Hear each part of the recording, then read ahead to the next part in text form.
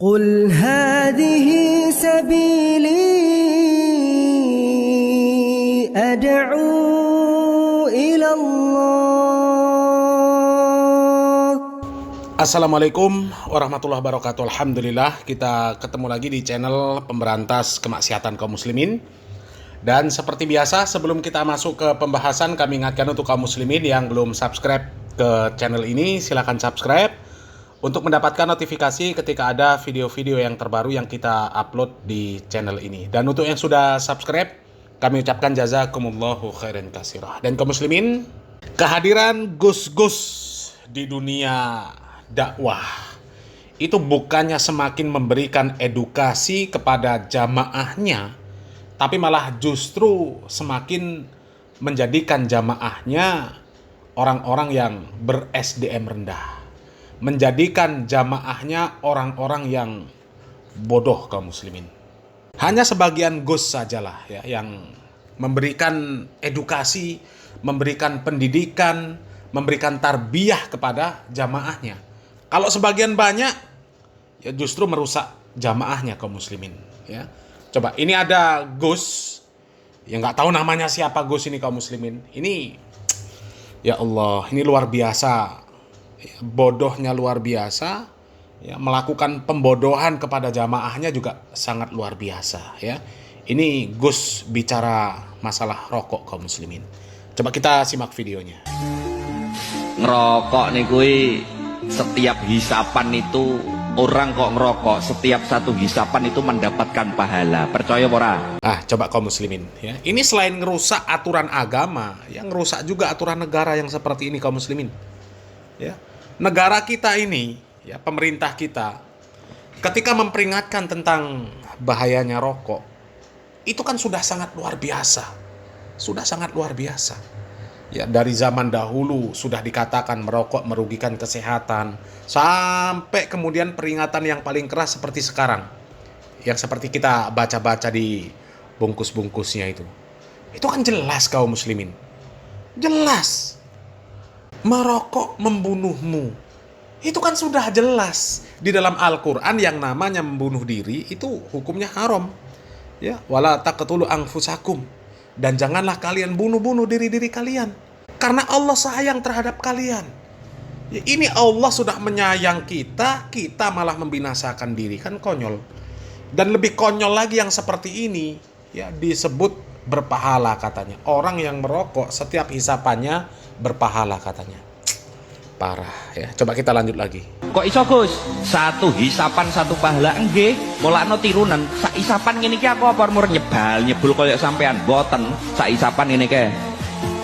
Allah.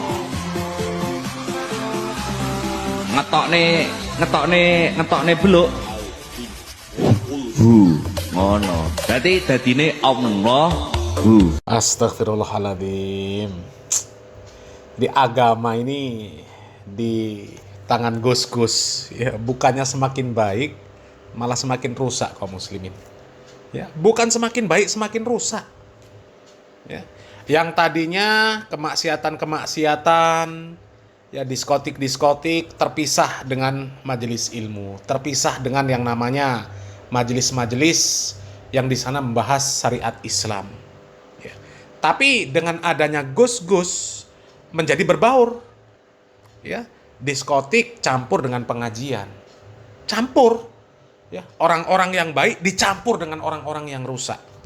Contohnya siapa? Ikdam ya, Son Horek dibawa ke pengajian, artis dangdut dibawa ke pengajian. Kalaupun gak dibawa, yang namanya artis dangdut datang ke pengajian kemudian dia nyanyi ya, itu niatnya bukan ngaji, niatnya memperkenalkan lagunya, niatnya cari ketenaran itu artisnya. Ya, cuma Gusnya malah bangga, didatangi artis bangga. Ya, seolah-olah, majelis saya ini majelis yang hebat. Ya, bisa merangkul semua golongan. Artis dangdut saja mau ngaji sama saya. Padahal itu bukan mau ngaji, mau promosi lagu. Ya, mau promosi lagu. Ya, berulang-ulang kami sampaikan. Itu Happy Asmara sudah berapa lama bergabung dengan Ikdam? Sudah berapa lama dia katanya datang ke majelis Sabilu Taubah? Apa ngaji? nggak ngaji. Dia datang itu cari nama supaya semakin terkenal, promosi lagunya supaya semakin dikenal. Itu tujuannya, bukan ngaji. Buktinya apa? Sekarang ya nggak ada hasilnya sama sekali dia datang ke Sabilu Taubah. Nggak ada hasilnya. Sampai sekarang juga masih joget-joget, nyanyi-nyanyi, pakaian seksi. Ya kan?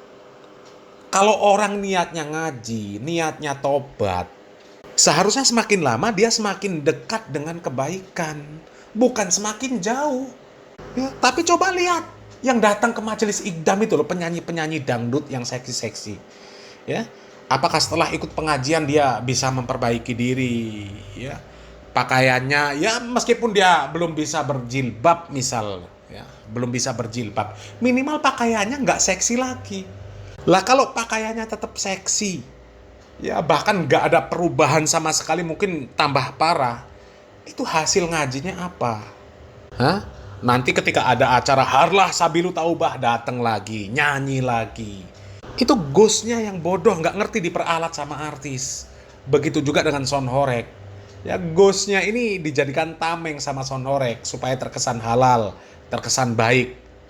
Ya, katanya, oh sound horeg itu datang ke sini ngalap barokah. Barokah apa? Kalau barokah itu ya bertambah kebaikan, itu barokah.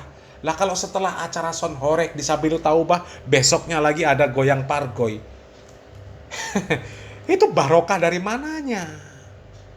Barokah dari mananya? Nggak barokah. Besok lagi pas karnaval ganggu orang.